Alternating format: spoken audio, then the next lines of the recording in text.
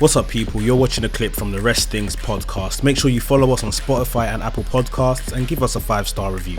By the Mandem, for the Mandem. Next question from our guy Sam Patel, that brown dude. This is a very good question. What's one thing WWE, AEW, New Japan need to do individually to take themselves to the next level? So let's start with WWE. What do they need to do to take themselves to the next level? To be fair, they're kind of doing it. Like, their B pay-per-views have been kicking off. Yeah, they have. And they're putting more emphasis on the mid-card. I feel like they've been doing that for the past year. Where I feel like this no is matter what paying off. pay-per-view it is, they've made it feel like it's an important pay-per-view. I feel like every pay-per-view this year that WWE's done has smashed it. Like, a lot of people didn't care for Payback, but when Payback came and watched it yesterday, I was like, no, this was actually a very good pay-per-view. I'm going to be a sucker for saying this, yeah, but I think WWE needs to allow blood again. I hear it. When Kevin Owens bled at Payback... For small moments. Small. Effective. Like, you talk mad. I feel like to pick their moments. There's many matches in WWE. Yeah, just pick your moment. There's many matches in WWE I'm like, bro, this match will go off if there was a bit of blood. Just a bit. Just a little bit. Like, imagine when they battered up Sami Zayn and he was bleeding. Bro! If he had bled, I would have wanted him to win the WWE title. Yeah, there you go. You see the effects? You're watching a match in the AEW and you've got Orange Cassidy versus John Moxley. I know if that was in WWE, there'll be no blood. Orange Cassidy will be just sweating. Like, but it worked. But in AEW, bro, he looked like a fucking tomato. And the Orange Cassidy thing was more effective because John Moxley didn't bleed. Yeah. You know what, John Moxley didn't bleed, but he was sucking the blood out of the guy's head. The fact that John Moxley bleeds in every single match. And he didn't bleed. That's mad. That's how you know he was on back. He was like, no blood will make me blind. What about AEW? What do they need to do? I think I think right now I've noticed they're not telling like long-term stories anymore. Like, a lot of the stuff feels very truncated and like just reactionary. I feel like go back to planning out like these planned stories. They don't have to be like 6 months or anything, but like there needs to be a method to the madness, because right now it just feels like very quick fire, and like like banger by Digio's like saving them. But I think for the most part, week-to-week television isn't... Like, the pay-per-views are great, but the week-to-week television isn't as consistent. That even makes me want to think of, bring up a point. So, a few of the AEW roster, after All Out, were making comments on the fact that people would complain online about, we give you great pay-per-views, so why are you so concerned about the build? Because doesn't matter. Even Tony Khan himself said that he stopped looking at online criticism in regards to it builds anticipation, because the pay-per-view is always a success. I hear it, and but I don't think that's good. No, it's not. I think it doesn't sound weird. It's a bit lazy to rely on the fact that you got a pay-per-view that's going to bang. You still want all the people to tune in and be invested. The thing is, like, the week-to-week television is its own entity of its own. Like, that should be a thing where, like, okay, we're watching week to week because of the stuff that's happening here, and that the investment and the investment, because it's not even just a bill for the pay-per-view. Like, even if like you've got some miscellaneous feud that's a TV feud, the next time we see that person on pay-per-view, we're gassed because of what you've created on TV. In it, it's a symbiotic relationship. Like, both of them help each other. One is indicative of the other. Us watching the pay-per-view is indicative of the fact that you got good TV. You're invested in the people. We're investing in the week to week. So and it elevates matches as well. Like, you could take if a match is like decent on paper, but it's got a very hot storyline behind it, it elevates like the anticipation for the match, and sometimes even the energy of the match. There's more excitement to it. There's more emotional investment to it. There's a lot of. Prime example, Hangman race for the title. Hangman Saga, perfect. Because I think those 2 years was magical. Because I personally think, like, I've seen better matches than Kenny and Hangman at Full Gear, but because of the investment going into that match, when Hangman won, I didn't really care that this isn't a 5-star match or whatever. I was like, the story and the payoff made sense. I mean, it rewards the time you spent watching the story. Yeah. So when there's a big moment, you're as excited as them because you've been seeing them from the beginning. I mean, with that being said, we are in like a long term MJF and Adam Cole, and eventually the payoff is going to be sweet, right? So but I feel like more consistently. That's what I'm saying. Do you want that very like multiple at once? Yeah, because I feel like in AEW they've done that. I remember with Cody and his like TNT title stuff. Like, they had some like long-term stories there. You had obviously the Pinnacle versus Jericho Appreciation Society. Like, you had like a few storylines. I think whatever. In a circle. Yeah, in a circle. I feel In a like circle, sorry. with the main titles, we're always gonna. I think Yeah. for the predominantly, we're always gonna get those storylines in it for the main. It's just I want it to be spread around the card. And not every story needs to last 6 months. Just one here, just like primary and secondary, and then you can have your small pay-per-view to pay-per-view storylines here. Just like A and B. Even another example of that is I don't think the moment of the Acclaimed and House of Black would have been that big if that story wasn't being told. If Billy Gunn and them and just won, it would have been a pop. But the fact that the story from him putting the shoes in the ring, it was rewarding people that was watching it. It was only about like a month story long, but it still led to a big moment. Tony Khan's pressing short-term rivalry on WWE. I think I agree with everything everyone's saying. I think generally there needs to be more of a balance of like, okay, cool. We know with these titles, these are the titles that are hot. We can book concurrently where one has a long-term story, one may have a short-term story, and then we can have sporadic stories here and there. I think another thing that will take AEW to another level is the women's division. I was going to say that. Sure, yeah. They're only doing one at a time. That's the problem there, man. Yeah, that's a colossal problem. Do you feel like it's picking up though? No, it's not. It's not. It's an illusion. It's an illusion. It's an illusion. It's a trick. It's a trick. It's camera trick. Nollywood. You're being tricked because what happened is that. So I think what happened. Because I'm enjoying this Outcast split. No, but that's the video package. That's the video package. And remember when the Outcast, even from the inception, when it first happened, we were like, oh, insiders versus outside. This is interesting. Let's see where it goes, and it goes nowhere. Then they'll reheat a new thing, and the first maybe 2 weeks the concept will be interesting, but the actual payoff from what the storyline isn't good enough. And I think with the women's division, it's like we need to uproot that from the ground up, booking these. Bro, we just need more than one story. Yeah. There's 2 titles where you got one collective story for all. Yeah. It's either, and it's never at the same time. It's just, okay, now TBS. And even the stories for the title aren't great.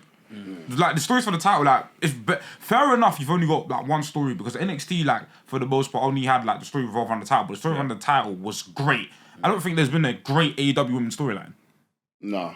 Even the one that should have been great being Chris Statlander coming back to beat Jade, it was just happened on the day and that was it. And people don't really care about it. But a lot of people I've seen online have more so said that, yeah, since Chris Statlander has won the title, the stock has been dropped. Quiet. The stock for the title has dropped, and like we said, there's not that many stories. Like, we need more stories for it. But even something like the TBS title, you don't even necessarily need that many. You don't need that many stories. You just need you could actually just do like you could do 2 week feuds. 2 week feuds.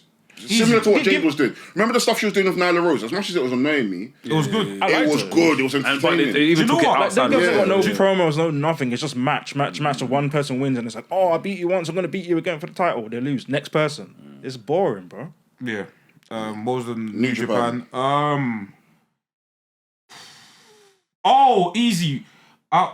For me. Gado New Japan is one of the most repetitive companies of all time. It's repetitive to a point. I was gonna say, I might even agree. No, it's repetitive. Like, it's like you've established the Three Musketeers, and even I think putting that moniker on them is mad pressure. But, that's stressful for them, man. Yeah, but I feel like right now what we're doing is it's a recycle. Okay, we get the Okada season, we get a Naito season, we get a random experiment a la Evil Sonada here.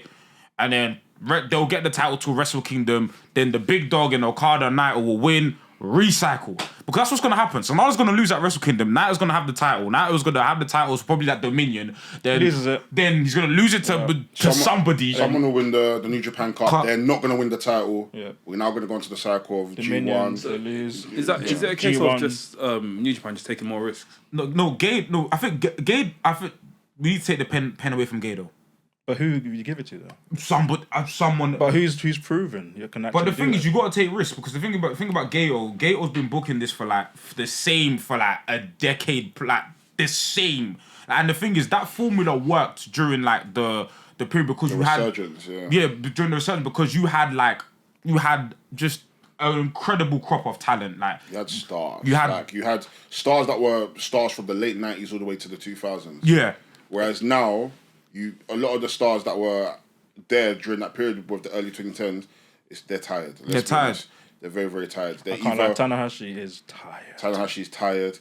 The only reliable one out of all of them is Ishii. Yeah. And give it 5-6 years. He's going to be tired. He's going to be slowing down. I can't lie. He's going to be slowing down. Give it 3 years. He's getting. Do you know what I mean? You know what I'm saying? And also, it was like with New Japan, it was like also they had like they had the balance of, like you said, the talent from yesteryear, plus the new talent that they were pushing in the Okadas and the Naitos, plus the Gaijins that they got. I mean, Devitt, AJ, Jay White, Bullet, Carl Anderson. That you just had like the roster was stacked, but now you don't have that luxury anymore. Now they're in a period where they're rebuilding, and granted, they're pushing guys like Suji and Shota. And I think Renaruta needs to drop the Shibata tribute thing. Done, like repackage. But I think New Japan, I don't know, you just the booking is formulaic to a fault. Like the formula worked, but now we've been eating the same rice for 10 years. Even if the junior heavyweight division as well. Yeah, it's Hiromu and friends. That's right.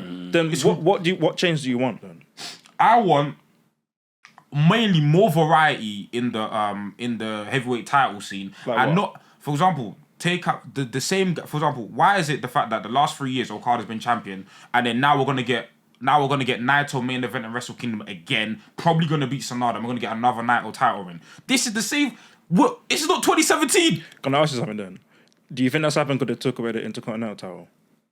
Sorry? Do you think that's happened because they took away the Intercontinental title? I mean, yeah, that's a big loss, but at the same time, it's like there's like, for example, I rated the Evil experiment as a concept. I think it flopped. Hey, listen. No, I think it flopped. It definitely flopped. But this is what we're complaining about. We're complaining about repetitive, like things being repetitive. But something new happened, and of course, granted, a lot of people weren't happy with it at first. But in wrestling, you still need to be able to take these risks. Yeah, I never said I was against the risk. No, I'm not saying you in general. I'm just saying like in general, there's a lot of people that, like, when Evil won, it was very mixed. Like, you know what? I'm not happy that Evil won because I don't like let's see Evil. where it goes. And then other people were like, you know what? This is completely different from what we're usually getting with New Japan. Let's see where it goes. Of course, granted, it wasn't what we thought it would be. Bro. But even this year, the fact that Evil done well in the G1, for me, I was like, you know what? Okay, let's see where this goes. But at the same time, this is someone who's a past champion. Yeah. This has credibility. The formula for this year's G1 should have gone the same way the best of Super Junior should have went. Yeah. The two people that made it to the finals were people that nobody expected. Yeah. Nobody expected Titan to go. Yeah. A few people predicted Master Wato, but I thought he was gonna win, man. Should have won. I'm the happy title. they win. Yeah. No, I'm happy they win. I like him. Titan, he's cold. For me, when it comes to Evil, I see Evil in the same way how, like, when Jinder won against Randy Orton, it was like split. Some people loved it, some people hated it. And I liked the shock, but then the reign he had was a bit like... But even... And that's why I feel like with Evil, like, I think there should be more things, like more risks where it's shaking up, but what they can still do with Evil is that because he's still a past champ, he still has credibility where if you beat him, it means something because you're beating a past champion. But even his booking since being past champion has been terrible. And that's what I'm saying. That's what I'm saying. It's Like, a Jinder thing. Because look how Jinder's has been a washout. House Torch is a flop. It's a flop. And also... Even if Evil was to win a world title now, maybe I'm contradicting myself, but I feel like it would be more believable now than if he done 1 year ago. Why now? Because as much as I feel like House of Torch is a flop, they're still a popular team. They're still a very popular team in Japan. So the fact that he's a leader of a subgroup, they're getting the reaction that they want. I will never say Evil's rubbish. Evil is a decent wrestler. Despite his matches always having shenanigans, he's actually a decent wrestler. So if he had won the G1, I would not have been shocked, honestly. I think not have been shocked. I think the way you use him is put him in the finals. So then, like I'm saying, if you beat him... I wouldn't want him in the finals. Only because... I wouldn't be surprised if he won, but after the semi-final match he had with Okada, too much shenanigans. But unless he got a problem and say, listen, I need to win this by myself, you man... Togo, you might stay where you are. I hear what you're saying, but why I'm saying if he was there is because that reaction is like, I don't want him to win. To the person who he's facing, you want him to win. So when he beats him, you get that reaction. So and he has that credibility. So in response to like the new stars thing, remember in the pandemic where we had like champions like Will Ospreay and Shingo, fam, and those things so good. Do you know? And those things, those two guys as champion. Obviously, Will Ospreay's reign was cut short in it, but Will and Shingo specifically wasn't a guy that we ever saw being champion in terms of the way New Japan book him. Because you see the way you book him now. But that breath of fresh air, and Shingo's title run was amazing. Was amazing, and that was cold. And the thing is, it's like I thought from the pandemic. Okay, you've seen what happens when you try something new, but it's almost continue it. It's like the reset now that things are back to normal. Exactly, but now they just went back to the default. Went back to pre-pandemic. They went back to the default. Realistically, Shingo should be a multi-time champion. Yeah, absolutely. He should be Will Ospreay should be a multi-time champion. Like these are guys that. They've got the credibility of being workhorses. They've got all of that. now they've got legitimate titles behind them, put them into the scene. But it's almost like, nope, we're gonna go back to the Okada, we're gonna go back to the Naitos. It's like, bro, if Tanahashi wasn't decrepit and old, they'd go back to him. I can't see decrepit, bro. I love Tanahashi. He's washed out though. He's washed. He's done. His knees are I finished. think sometimes New Japan plunge too much on the fact that they want certain wrestlers to not be able to overcome certain wrestlers until a certain point. So, for example, if I've never been able to beat you at a Wrestle Kingdom, but then I now beat you at Dominion, or I now beat you in a G1 match, you deem that more important than me actually being able to topple you over in a Wrestle Kingdom, which I don't think is fair. I don't think is. I think like I get it, but if you're doing that for like 5 or 6, there shouldn't be 5 or 6 wrestlers that Okada look at and be like, yeah, he's never going to be able to beat me at Wrestle Kingdom. I think that's wrong. And that's the problem when I say it's repetitive, because it's the same booking that they did for Okada and Tanahashi. It's the same booking that they done for Okada and Naito. It's literally copy paste, where Okada was chasing Tanahashi for years at Wrestle Kingdom, couldn't beat him at Wrestle Kingdom 10. Naito was chasing Okada for years at Wrestle Kingdom, beat him at Wrestle Kingdom 14. They repeat. It's the same formula, because obviously it's Gedo and we love what Gedo's done, but it's tired. At some point, I would love to see a legend that is chasing a young person that he can't beat this young person. Yeah. Do you know what I mean? Yeah. Well, Kojima. Yeah. What's up, people? You're watching a clip from the WRESTHINGS podcast. Make sure you follow us on Spotify and Apple Podcasts and give us a 5-star review. By the Mandem, for the Mandem.